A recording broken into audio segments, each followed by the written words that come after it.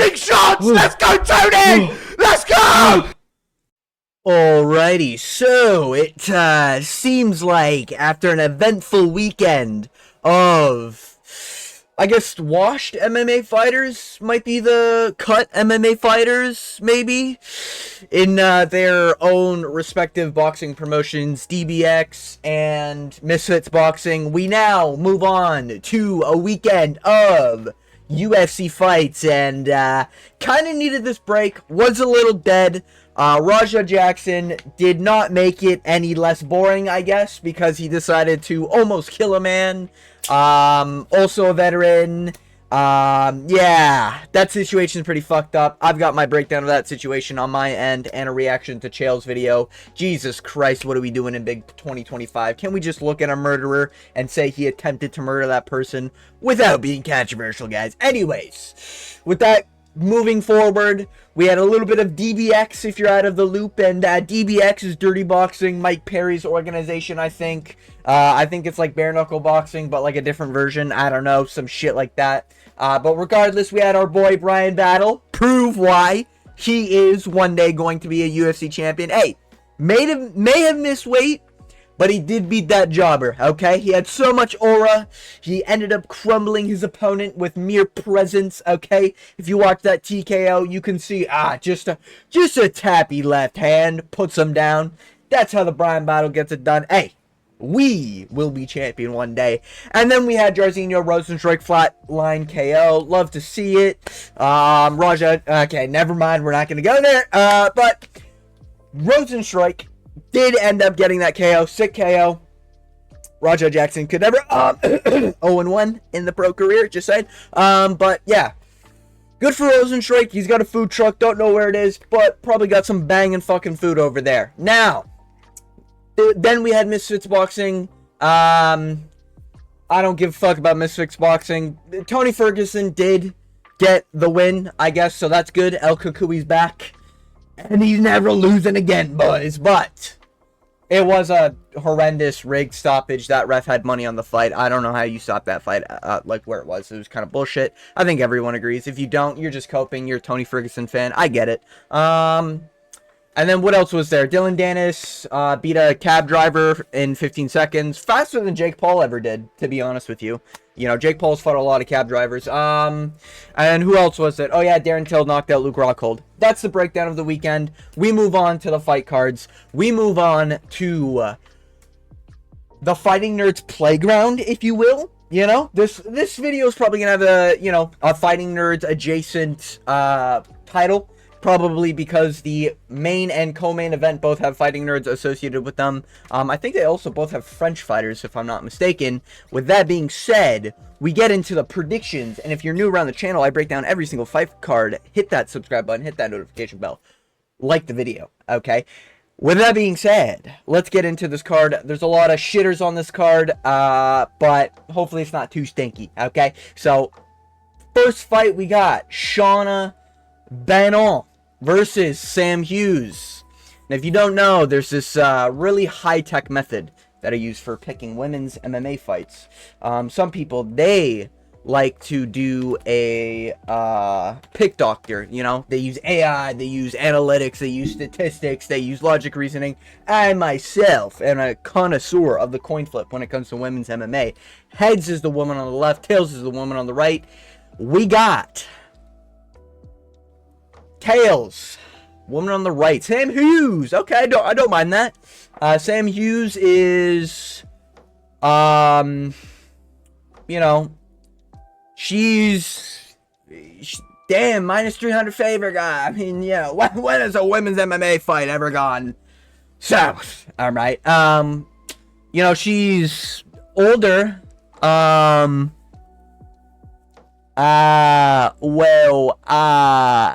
She's the favorite for a reason, guys. What can I say? I mean, Sam Hughes, what, just an athlete we got here. Vintage 29-28, split decision. Moving on, Renat Fakardinov versus Andreas Gustafsson.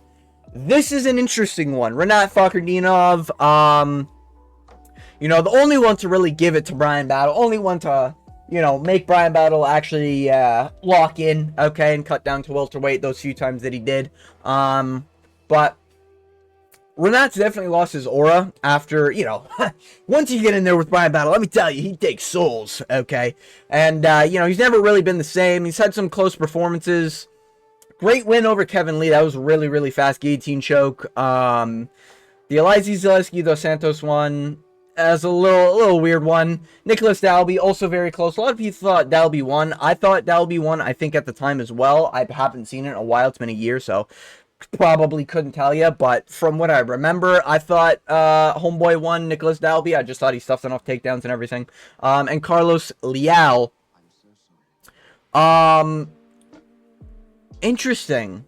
Why do I not remember him beating Carlos Leal? Was this after or before? I don't...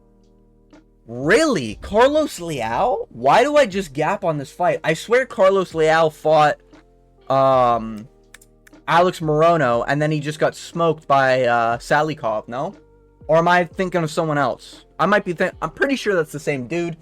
Maybe that was debut Carlos Leal. This was a while ago. Huh, I really don't remember that fight. Regardless, Renat's, he's like slowly falling off a little bit, you know? His style's a little bit more easier to figure out, I guess. And he's not like, he's good, but he's like a Muhammad Naimov. What's another one of those fucking dudes? Muin Gafarov.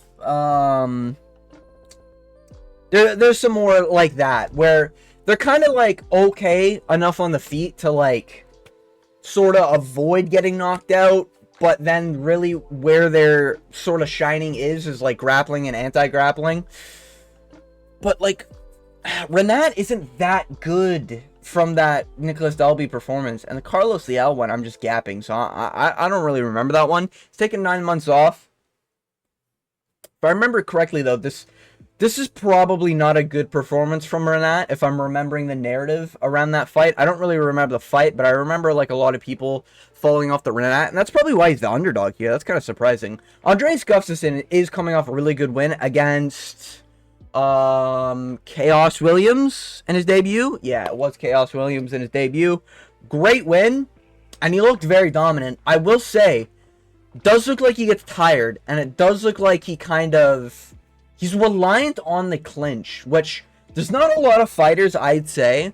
Like, this is almost like finding like a fire type in a Pokemon game, like while you're playing through, you know? Like, it's kind of rare for a fighter to just really rely on a clinch. Now, don't get me wrong, his striking is like okay, but it's fairly generic, you know? I'm not seeing, I'm going based off this debut fight. I don't really give a fuck about his performances and FC No One Asked and Dana White Contender Series. I don't give a fuck. But what's really interesting is he's very basic, and he will sort of hug you against the cage, but then he'll go for a really, really good clinch. Almost like Brian Battle, guys, you know? And this guy's clinch is kind of dangerous. He was landing big shots on Chaos Williams. There was moments where I thought he was just gonna fucking flatline Chaos. And Chaos is sort of like a, you kind of have to just be better than him everywhere in order to beat him. In my opinion, at least. Because he's kind of like, he's one of those all-arounders. Do I think Renat's better than Chaos? Yeah. Do I think Andreas Gustafsson had problems? Sure. Oh, this is a tough one. Well, I mean, I guess it's a pick 'em for a reason. Is this where Renat gets, like, exposed? You know, this is what we got to think of. And if I remember, actually, this Elizeu Zaleski dos Santos one,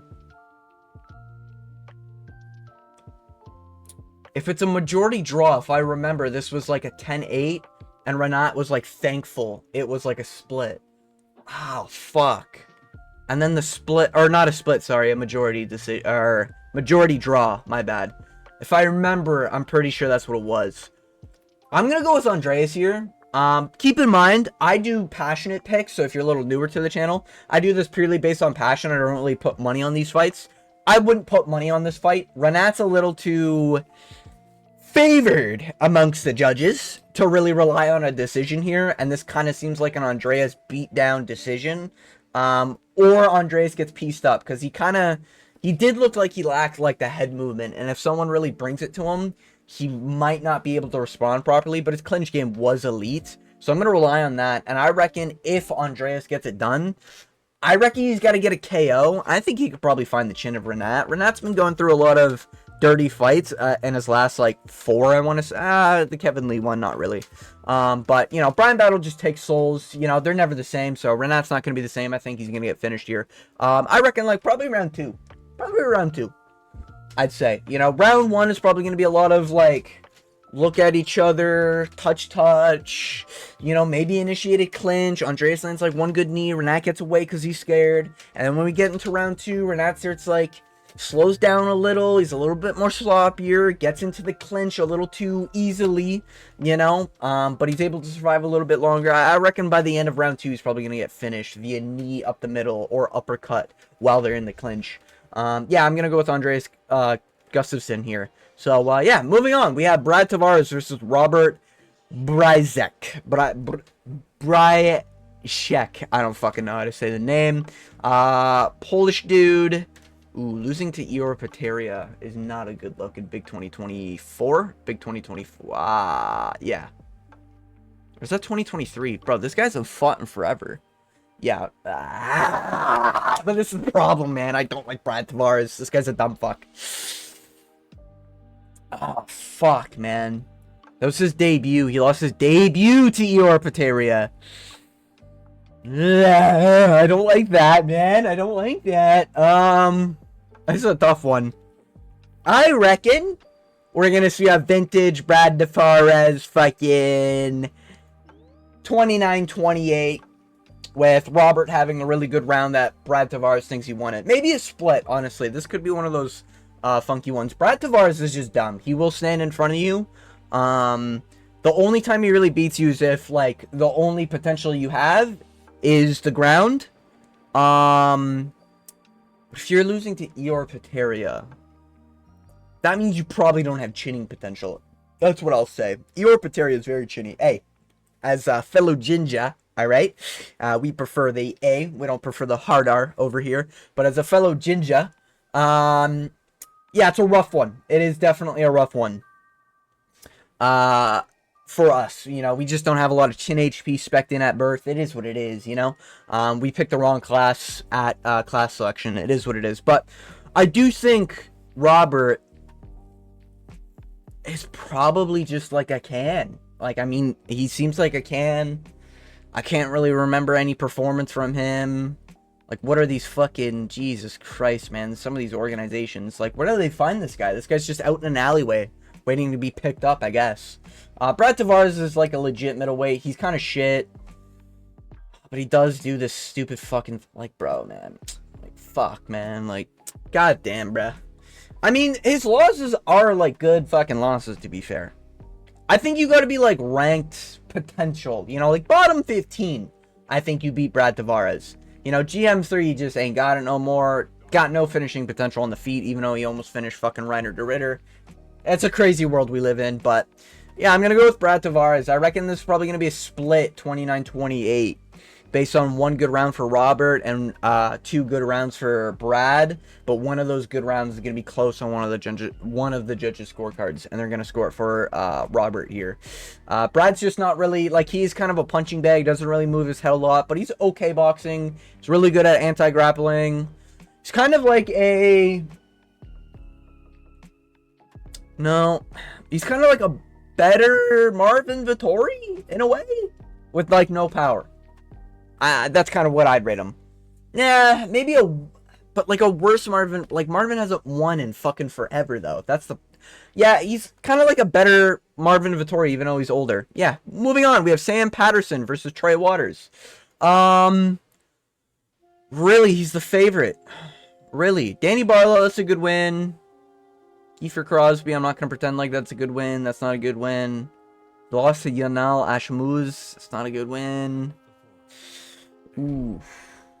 Isn't Yanal... Am I mistaken? I feel like Yanal's a fucking lightweight. I don't think he's a welterweight. But regardless, Trey Waters is kind of picking up some steam.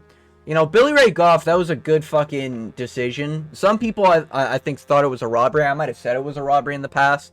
But, you know, Trey Waters got it done. He's really good at, like, using his range. Bro, he's 6'5", man. Holy fuck, bro. 77-inch reach. He's actually got the shorter reach. I feel like there's going to be false information when we see these two giants in the octagon. I reckon this is going to be a lot like Sean Woodson versus Ignacio Bahamondes, or that other guy, not Gabriel. Something Fernandez, whatever the fuck his name was. Sean Woodson when he fought that other really tall freak that cut a lot of weight. And someone's going to get fucking lit up real fast. I reckon this is probably going to be around 1 KO. And I'm going to lean the Trey Waters side, because I've seen this guy absolutely whoop some, like, decent level comp. Like, Josh Quinlan isn't decent level comp anymore. But this was during, like, a Josh Quinlan. Looked really good, and then he fought Trey Waters, so maybe he took his soul, something like that. That was his debut, too, wow. Billy Ray Goff. A lot of people rate the fuck out of Billy Ray Goff. I get Billy Ray Goff. I think just got... I want to say he got KO'd recently. He might have got subbed. I know he got finished really fast. You know what it was? He did get subbed. I remember, I think it was Mitch Ramirez. I want to say it was something like Mitch Ramirez subbed them. Or some shit. And I wanted to pick Mitch Ramirez so bad. But I'm like, nah, everyone's saying Billy Ray Goff got takedown defense, so I'm gonna trust it. Last time I fucking do that. And it seems like a lot of people on the Sam Patterson kid. I don't rate any of these. Like, Danny Barlow's not a bad win. Danny Barlow, I believe, is also a, like, striker. So Trey Waters wants to win this one. He's got, like, a tough match in front of him. But I reckon, like, this is going to be where Sam Patterson probably tries to get after it. And Trey Waters gets a step back fucking counter or some shit. You know, maybe Trey Waters gets knocked down. We all shit our pants for a little bit. And Trey Waters gets back up and gets the comeback win. So I'm going to go with Trey Waters here, you know. I just think he's looked really good in his last performances. Even though they're to shitters, they're, like, almost masterclass performances. You know, Danny Barlow's relatively untested. Kiefer Crosby fucking sucks. We know that. And, like, these other two are pretty shit. And losing to that guy, I get it 3 years ago, so, you know, we'll put it under the rug. But, yeah, I reckon Trey Waters gets this done very early. Very, very early. First couple minutes, beginning of the round, first half of the round. Trey Waters by KO. Probably, like, a step back right or some shit, with Sam Patterson trying to go in. Look at, bro, this guy... I know he's got belts on his shoulder, but, like, bro, look at this fucking pea head. This guy literally looks like one of those Rock'em Sock'em figures where his head just doesn't fucking move. He's getting... I just can't see this guy winning, you know? So, we'll see. Maybe I'm wrong here.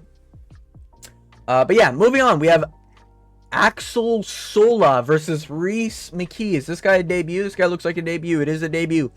Augris? Where are we finding these fucking guys? Anyways, 10-0. What the fuck are they trying to do to my boy Reese McKee here? Reese McKee coming off his first win, which I predicted because I could just see it, man. Reese McKee's pretty fucking good, okay? Skeletor era is here, alright? Lost to Angelusa. You know, chitty bang bang split decision. Arguably got wrapped, you know. After coming back, fighting his way through the B-Leagues. Reese McKee, I think all of his losses are in the UFC. He's lost to, like, Hamza Chimaev. Bro, this guy's lost to a lot of people, and he's young. But he kind of like fitting in now, you know? He's got good power. Bro, he whooped this fucking Daniel Frunza kid. You know? Whooped his ass. Now that he's picked up some steam, I'm way more confident. Bro, if this guy is an actual lightweight, again, debut, France, like, they're probably pushing the fuck out of this kid because, you know, he's a French fighter. Yeah, I don't recommend, I don't recognize any of these fucking names. If this guy's a lightweight showing up, like, short notice or some shit against Reese McKee, buddy, Reese McKee's not the guy you show up short notice for. Now, he's a little bit scrawny. He's not, like, filled in at welterweight, or maybe he kind of is. Maybe he's just going against big, thick dudes. But, you know, what do we got here? Big height. Ooh, 78-inch reach is kind of tough, man. I don't, like, bro, this Axel Sola guy, I haven't seen anything from him, but this is a tough test for your debut. I feel like Reese McKee is going to thrive in these. Like, he's almost like a Christian Rodriguez, but for, like, debut fighters in welterweight. You know, he's going to fraud check these fucks. You know, I think Frunza... I want to say that was his debut, but that could have been, like, another fight. But regardless, I'm gonna go Reese McKee here. I reckon he continues this win streak going, you know? Probably a decision, probably a scrappy decision, against this Sola kid. I don't think Reese McKee's got all that much power. I just think he does, like, damage. And it's kind of hard to explain, but almost like how Sean Strickland will discourage opponents from sort of stepping in and fighting him with the striking because he's just doing damage, you know? DDP's eye swelling up and him not really realizing it. Paulo Costa completely on the back foot the whole fight, running away from Sean Strickland because he's just fucking him up. Like, that's kind of what I think Reese McKee has. He just has a way more stiff style, and he doesn't have that sort of counter, kind of like check kick, you know, get into the teep sort of thing. He doesn't have the Strickland style, but he has like the Strickland damage modifier, if you will, you know? So I'm gonna go with Reese McKee here. I reckon he gets it done via damage, and I think it's probably gonna be close on the scorecards, given they're pushing this French kid, and these fucking judges are probably going to be, you know, France's, you know. Last time we went to France, if I remember correctly, there was some poisoning of the water. There was some, you know, rumors about them just painting the rooms for the fighters that weren't from France. Like, this might be one of those, you should have went with it because, you know, there's some things in the background you're not really understanding, you know? Maybe the weight cut's a little iffy, you know? I think this was the same place that didn't rehydrate their foreign fighters at the same rate they rehydrated their national fighters. So, we might see some weird stuff go on, but I'm gonna trust Reese McKee to keep his win streak going. Moving on, we have Marcin Tybura. Hey, this guy's back. Okay. Versus Ante Delija. Well, are we just going to random bars picking up fat fucks? Like, who the fuck are these people, bro? It's another debut, isn't it? You son of a bitch. FNC, is that not a fucking... Is this guy like a CSGO pro? This guy playing Rainbow Six Siege? Is this Fnatic? In fucking League of Legends? Who the fuck is this guy? And then PF, no one cares. How are these near even? This guy just fraud checked fucking Mick Porkin, bro. Even though I kind of thought that was a robbery, but I kind of do still think it's a robbery. You know, but fraud check Janata Deniz. This guy only loses to like top 5 heavyweights, I'll be honest. This guy's like a modern day Spivak, if you will. No, Spivak? Who am I thinking of? Volkov. He's a modern day Volkov. Is that the right term? Nah, maybe. Nah. Yeah. He's like a modern day Volkov. He'll kind of only lose to some of the best, but like the grappling variant, you know? I don't know anything about this heavyweight. I mean, I just don't give a fuck. 35 years old, making your debut in the UFC. 6'5", okay. I don't like that because Marcin Tybura is terrible at receiving strikes. But I think Tybura knows, shoot a takedown, get a takedown, go for a sub. And if this Ante Delija fucking dude doesn't understand that, he's cooked. And a lot of these fat fucks are cooked. I'm going to go with Tybura. I don't give a fuck about this fat fuck. This might be a guy I bet on, depending how I see fit. Bro, I think this is just going to be a classic... Round 1, you see 2 heavyweights stare at each other, you know, a little bit of fucking speed, okay, on some of those strikes. It's right, like, Tybura's striking is god-awful. Just when he receives strikes, he's god-awful. Like, his technique is terrible. You know, counter-striking isn't there. His fucking, like, when he puts his hands up, they're kind of, it's weird. It's like his hands are too small. Maybe it's just, he's too fat and needs to lose some fucking weight. But, you know, I'm going to go with Tybura. Even though the guy's voice would indicate he has no testosterone, I think this guy probably does manhandle Ante Deluja, whoever the fuck this dude is.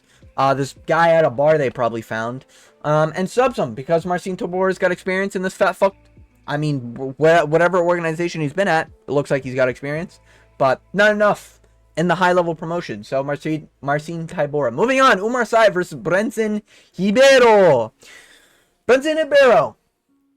Interesting fella. I think this is one of the fighters I don't have a good win rate with.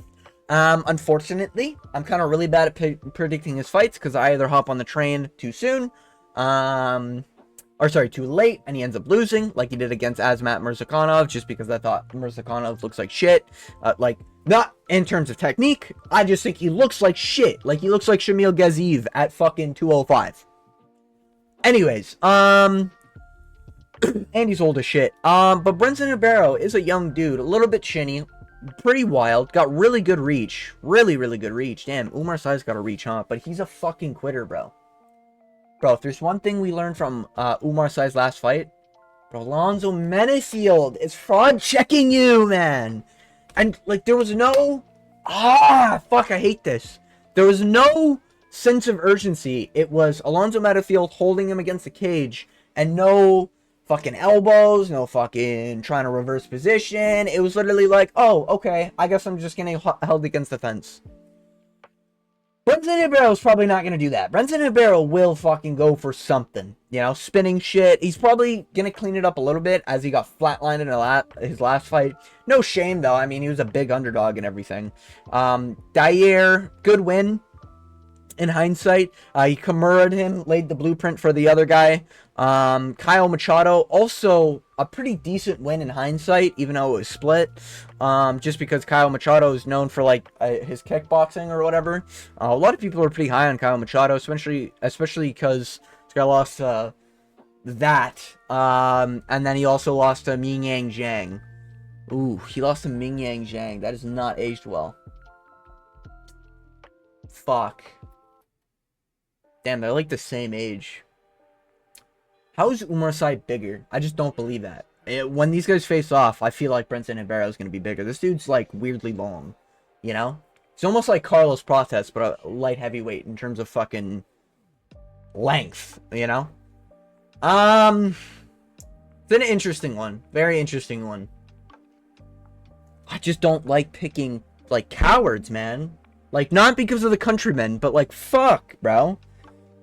Like, if you're losing in the clinch and you're losing by getting held against the cage against a 40-year-old, brother, like, I can't fucking pick, man, it's so hard with these fucking cowards. In his country, yeah, we're gonna go with Umar Sai. I'm not confident with it. I would never bet this. Don't bet this fight. Actually, if you're looking for a bet and you want to throw $10 on a fighter, Brenton Ibero by finish probably ain't bad. Umar Sai is a quitter, and if this guy, it feels like if this guy struggles, he's going to struggle. Once he starts feeling the struggle, he's going to fucking quit, and then it's going to be an easy finish for Brenton Ibero. That's what it kind of feels like. Ibero's a little bit okay everywhere, you know? He's a little wild on the feet, and that kind of leaves him open. I rate Brent. I'm going to be rooting for Brenton Ibero, but I got to go with Umar Sai. Just because Umar, like, like, bro, Tuco Tacos, like, that's what we're, you know what I mean? Like, this guy actually beat guys. I fucking hate this, man. I hate these type of fights, but I'm going to go with Umar Sai. And I'm not betting that fight any day of the week. Moving on, William Gomez against Robert Rushala, but I don't fucking know. T'Challa? I don't fucking know. Okay. Poland dude versus the Frenchman. William Gomez is pretty fucking good. He lost to Hyder Emil in a close decision that I thought he was robbed with. Wow, that was a good win against Gianderson Brito. I mean, thankfully he got the split there. A lot of people thought he lost that one, if I remember correctly. That was another controversial decision. Giannis Gamori, yeah, he showcased he could beat the bums. That was during a Francis Marshall like run too. That was William Gomez is sneaky good. He's almost like a Charles Johnson, you know, of the bantamweights, featherweights, yeah, featherweights. This Robert Uchala guy just fought fucking no one's at KS. No one asked. Yeah, I'm just gonna go with William Gomez. I don't know who this fucking Rochella guy is, and I think William Gomez is legit good comp, you know? William Gomez is the equivalent of getting like a Charles Johnson in your fucking debut, you know? Like, not maybe the power part, but in terms of skills, like, bro, Charles Johnson's fucking a beast. You know, and he uses his reach and his height very well. You know, William Gomez also does that, but he's got good fucking grappling too. So I'm gonna go with William Gomez here. I think he gets it done. You know, he's still young, man. Coming off first loss in a while against a split decision. Like, I reckon he's gonna get it done in his own country. I'm gonna go decision. If I probably knew Roberts' fights a little bit more, I'd probably be more confident saying a submission, but a soccer body kick finish? That's kind of crazy. Getting finished like that. But yeah, I'm going to go with William Gomez. Moving on, Patrice Pitbull versus Losena Quieta. Don't know anything about this Losena Quieta guy. Apparently he's fast. Apparently he's a boxer. Word on the street is, he's got fast hands or something. Patrice Pitbull did surprise me. I didn't think he was going to beat Dan Ige. I thought Dan Ige was good. I felt like if Dan Ige had brain cells in that fight, he probably wins. But unfortunately, he didn't want to throw a punch in the first round and lost it. Even though it was super, super fucking close. Round 2, he almost got fucking KO'd somehow. So maybe Patrice Pitbull is going to get a little bit more confidence. And anything Patrice Pitbull says on the mic, I'm just not going to trust. If he says I'm going to go out there guns blazing because he left too much in the tank last time like he did in his last fight, I'm going to lose my fucking mind because he said that about his Yair fight and then he proceeded to do even less output in the Dan Ige fight and almost get finished. So, you know, he almost put Yair in a fucking heel hook as well. That needs to be mentioned. He almost like, or was it a heel hook or like an arm triangle? He almost like subbed Yair from bottom. That was kind of impressive. So, from his UFC performances, I can say Patrice Pitbull is a crafty vet. You know? He's got those big, meaty hooks. Strong enough to wobble and knock down Dan Ige. I mean, come on, bruh. He is old. I'm worried about the chin, even though he showcased a pretty decent chin so far. His comp isn't, like, that good, to be fair. He did eat a very clean knee at the middle. It's kind of like a weight fighter. He's one of those turn-based fighters, you know? He'll sit there for a minute staring at you, and if nothing goes on, then he'll go, and then he'll wait for you. And then he goes, and then he'll wait for you. And then he shoots a takedown, and then, you know, you're on bottom for the rest of the round, you know? So he's a very turn-based fighter, is how I'd say. I kind of... Do I pick Pitbull? Is he the underdog? Is there odds? He is the underdog. Really, man? I don't know. I really don't know how I feel about this. I don't know anything about this fucking Black Panther kid. Like, I just don't know anything about him. People are hyping him up. But how many fucking debut fighters are we going to get from... whatever organization is that? What the fuck is that? That looks like a fucking... Am I looking at like a Jedi faction from fucking a new Star Wars movie? What the fuck symbol is that? Anyways...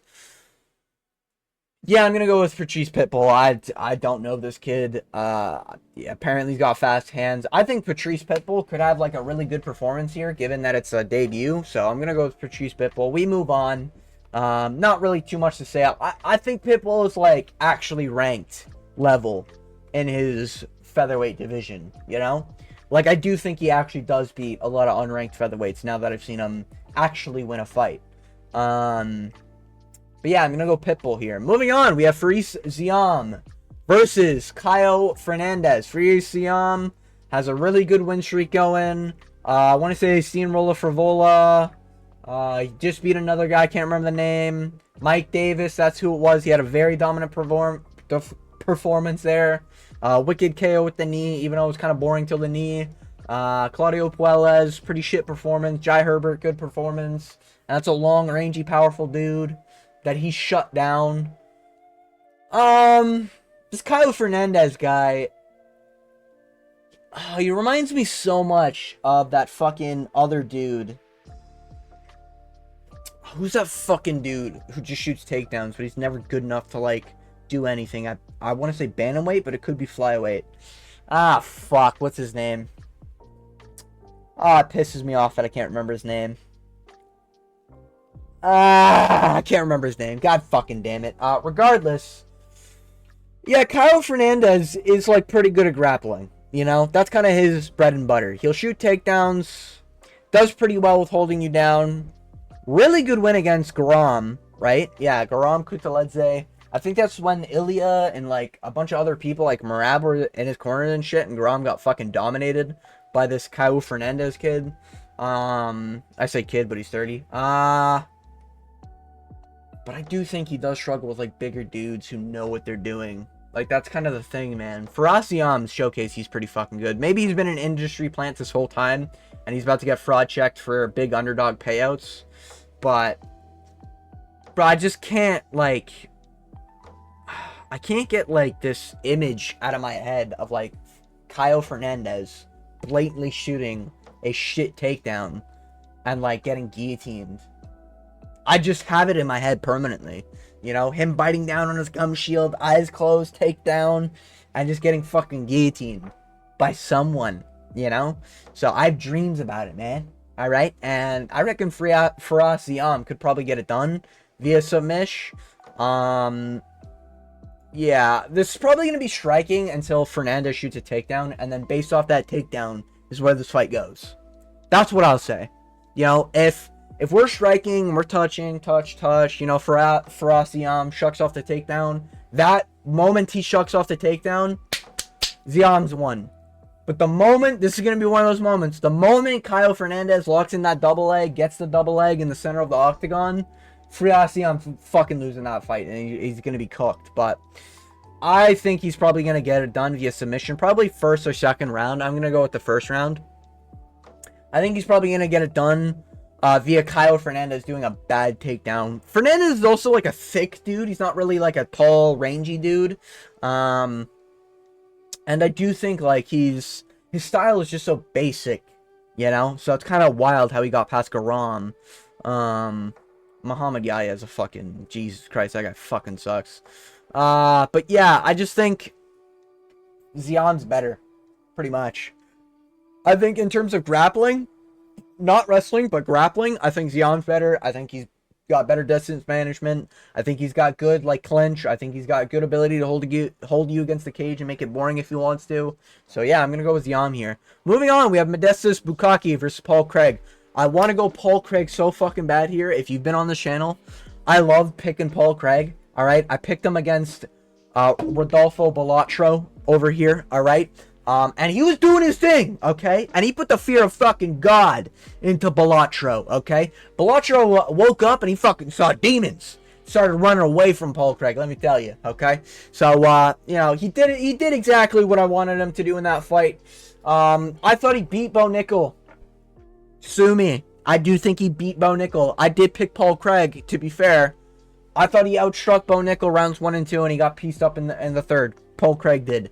You know, but rounds 1 and 2, I thought he clearly outstruck Bo Nickel. I don't give a fuck what those official numbers say.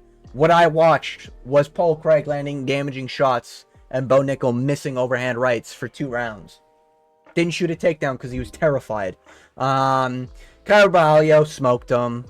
Brandon Allen, it is what it is. You know what I mean? But I want to go Paul Craig here so bad.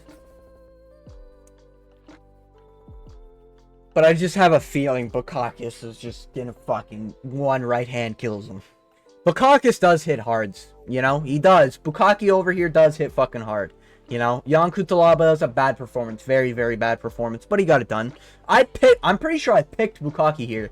Rafael Quequeira, good performance. Quequeira just didn't move.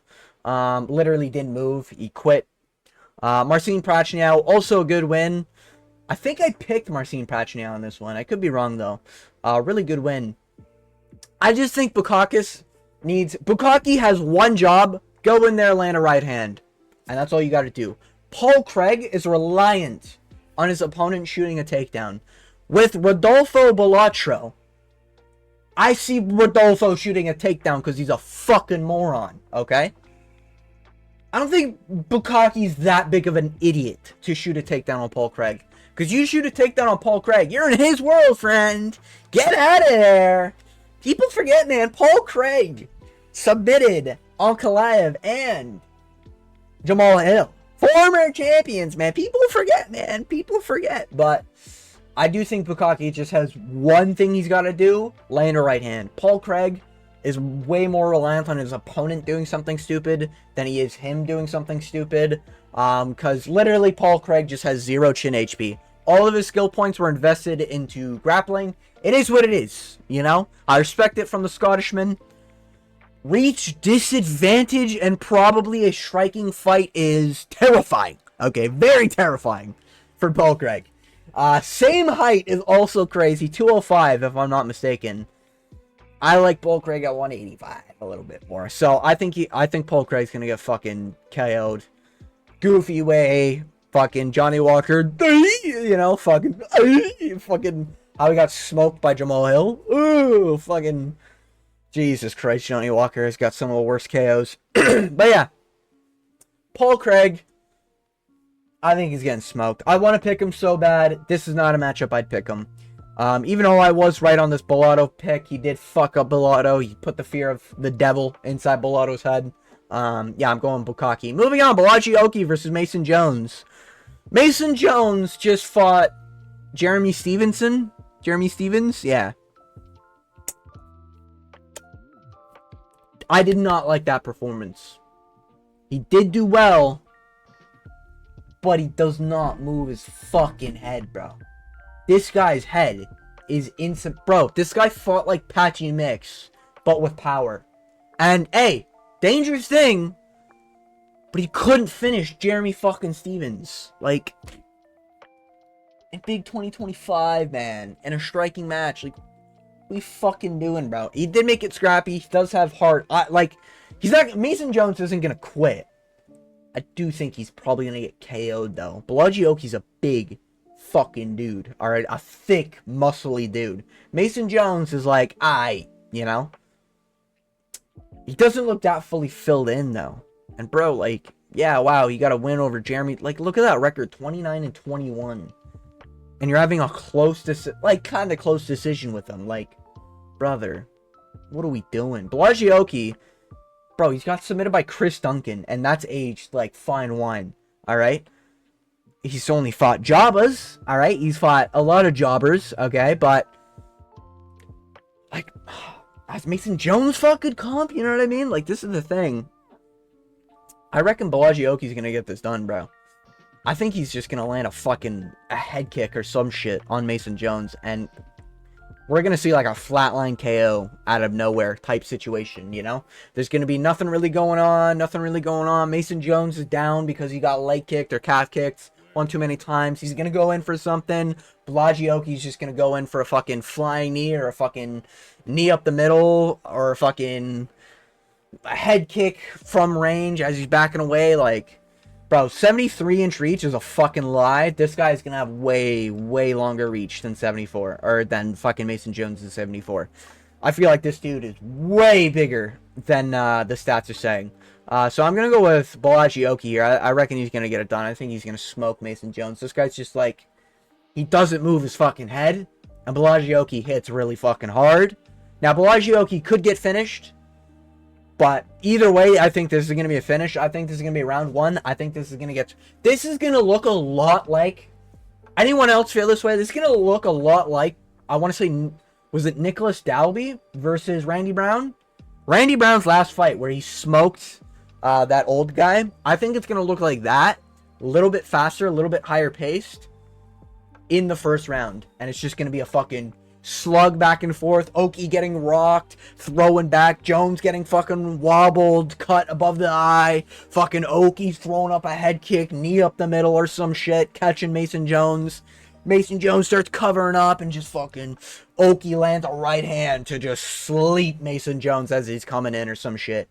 You know, so I'm gonna go with Borralho. We move on. Benoit Saint Denis, Mauricio Hafi. There was a time that Benoit Saint Denis had aura. Since then, he's lost pretty much all of it. I know he's in the win column.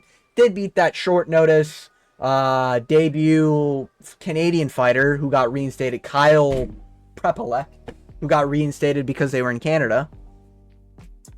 However, that was a submission. I thought that was, I don't know, maybe I'm tripping. I thought that was like a fucking decision or some shit. Benoit Saint Denis is good. He's very high skilled, but he requires you to allow him to have that position to showcase he's high skilled. He's a great striker when you're a punching bag on the back foot like Dustin Poirier. I know he got slept, but You know, that was, what was it? Fucking staph infection. Dustin Poirier. Dustin Poirier. I'm gonna smoke Dustin Poirier. You know, yeah, I think Benoit, if you allow Benoit to do his thing, he's a problem. And if you allow Benoit to get you on the ground and start fucking looking for a sub, he's a problem. Mauricio Huffy's got too much aura. He's not going to let that happen. Now, obviously, James on top performance was fucking terrible. Very terrible performance from Mauricio Huffy. I get, like, oh, he Picasso'd his face. That was a short notice. Below, was it below or up? I want to say it was below a fucking weight class. Short notice, James Long top, punching bag. Okay? No, I think it was up a weight class. That's what I'm thinking of. James Longtop. And that fight was close, man. If Longtop took those shots better, he wins that fight. He outlanded Huffy. And I want to say 2 of those 3 rounds. But he was just getting fucked up. Like, he was receiving the more damaging shots. And made it very close. Like, if the judges gave it to Longtop, I would not have been surprised. Smoked Bobby Green. Everyone knows the spinning wheel kick. You've seen it on YouTube Shorts, TikTok, whatever the fuck you guys are watching. I mean, this is very cut and dry. If you watched Benoit Saint Denis' last fight, Benoit will charge forward. No game plan. He'll charge forward just to get a hold of you. You know? And if you're running away from him, and if you're backed up against a fence, just letting Benoit do his thing, he's a problem. Mauricio Huffy's going to be setting this pace very early. Like, I see Benoit trying to go in there, getting fucking pieced really fast. Benoit tries to get a counter shot going. Huffy just starts, like, almost like McGregor fucking moves out of the way, bop, bop, bop. You know what I mean? Like, he's gonna enter a flow state where he's just like dodging out of the way of all of Benoit's strikes. Because Benoit's not gonna quit, right? Like, he'll be there, but he's there to get hit, man. So I think he's gonna get beat worse than James on top, and I think he's gonna get finished. Probably, honestly, probably round 1 again. How many round 1 finishes am I God fucking damn. But yeah, I think Huffy's gonna fuck up Benoit Saint Denis, and we're gonna see like a fucking Picasso painting in round 1, you know. And I think Benoit's gonna get really fucked up, you know. And I'm recently, this is another thing too. Recently, Benoit's been taking a lot of damage, you know. Even as his Prepper fight, he was getting pieced up. Hanato Moicano, bro, he took so much facial damage, and I'm not talking about like like concussion wise, his brain wise. I'm talking like his physical face, bro. If anyone's getting a cut on their face, Benoit Saint Denis pound for pound probably wins that race, bro. This guy probably has more scar tissue than Nate. Okay, maybe not more than Nate Diaz. Nate Diaz probably is still the champion for fucking scar tissue on the face, but he's up there, man. This guy goes to war, and he's been going to war a lot. And when you go to war a lot, your face get open. Like, Rebecki is Mateusz Rebecki is a good example of this. Doesn't move his head. Skilled fighter, just doesn't move his head, stuck in cement, and he gets pieced up when there's a fighter capable of piecing him up, you know. So I think this is very cut and dry. I think Mauricio Huffy's gonna get it done. I think he's gonna style on Benoit Saint Denis, enter an almost McGregor flow state, and just start fucking getting out of the way. He's gonna land a big shot. Benoit's gonna try to land back because he just got hit really big, and as he's going to land back, Huffy gets out of the way, lands another one. Benoit tries to go for another shot with the other side of his body. Misses that because Huffy's just too clean. And he just starts fucking teeing off, man. I just see it. Anyways, moving on. Kaue Borralho versus Nasruddin Imavov. Kaue Borralho is kind of like sneaky good at what he does. You know, he's kind of not really made any waves, but he's been climbing. You know, nice win over McCall and Jaychuk. That submission wins. Wait, they train together now. I just fucking realized that. These guys both train at the Fighting Nerds now. That's kind of crazy to think about, no? Abus Magomedov, also a good win. This is 185 as well. Paul Craig, good KO win. That was during Paul Craig's run. Paul Craig was kind of on a heater. I think he got fraud checked by Bo Nickel. Then he fought Kaue Borralho, but still. Or it was the other way around, but you know, still. Actually, yeah. Let me see. Where's my boy Paul Craig? Yeah, Yeah, he lost to Kaio after losing to Brendan Allen. Yeah, I mean, it is what it is. But Kaue Borralho is kind of doing his thing. Wow, Imavov's the underdog, huh? That's kind of interesting. People are picking Imavov. That's kind of interesting. I feel like the underdog is sort of swaying people's opinion here. I feel like Kaue Borralho is winning this one. I'm going to say this, and you can agree to disagree in the comments. I genuinely think Imavov is dog shit. And if you remove his highlight on Israel Adesanya, his fights are dog shit. Very early stoppage on Jared Cannonier. Fair enough, he was probably going to win that fight anyways, but it would have been interesting to see the scorecards and that fight play out. Brendan Allen, like, are we seriously considering Brendan Allen like a good fucking win? Like, I don't, man. I really don't. You know? Roman Dolidze has aged like shit. This guy struggled for 5 rounds against Roman Dolidze. And got a point deduction. This guy's shit, man. This guy's shit. He gets very tired. Head clash against Chris Curtis. And then before this, a loss to Sean Strickland short notice. Before champion. Like, I can't think of a single good highlight outside of his Adesanya performance. And listen, I'm not an Adesanya glazer. I fucking hate that doggy diddler, okay? I wanted to see that guy smoked more than probably 90% of the MMA fan base, okay? And watching him get flatlined was satisfying, even though I picked Israel Adesanya. But I picked Adesanya because of how shit Imavov looks, man. This guy does look like dog shit in every fight. He looks slow, he looks sloppy, his striking defense is almost non-existent, and he looks like he's about to fucking quit whenever he struggles. Maybe that's the French debuff hitting him, but I don't rate Imavov at all. At all. I don't rate him at all. Like, his striking isn't that good. He just landed a good shot on Izzy. After Izzy tried to fucking aura farm and beat Pereira with his, oh, no, ref, I'm good. It wasn't a nut shot. Trust me, ref. You know, like, that's the only reason why, like, oh, man, it's a tough one because that Adesanya, like, KOing Adesanya is impressive, but in Big 2025, not really. You know what I mean? Like, Strickland took that man's soul, as I predicted. But yeah, Kaue Borralho. Bro, I reckon Kaue Borralho is just cleaner. Like, he's the clean version of Imavov. Like, I genuinely think Kaue Borralho is the better Imavov. Technique-wise, you know? And his win over Jared Cannonier, he should have got a TKO. Jared Cannonier got wobbled pretty bad, but he was, like, on the back foot, and the ref stopped the fight.